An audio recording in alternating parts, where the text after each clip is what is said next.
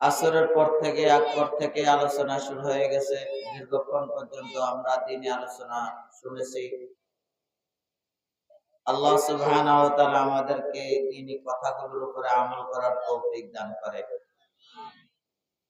শেষ পর্যায়ে আমিও হাজির হয়েছি।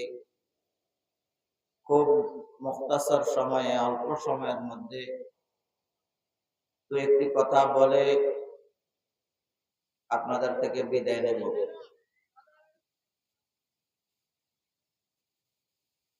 যেহেতু সময় শেষ, আর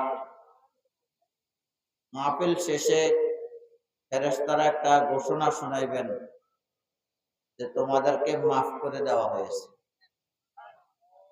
এই ঘোষণাটা কি আপনার প্রত্যেকেই এই ফেরেশতাদের এই মাগফিরাতের ঘোষণাটা নিয়ে আমরা কি বাড়িতে যাইতে চাই?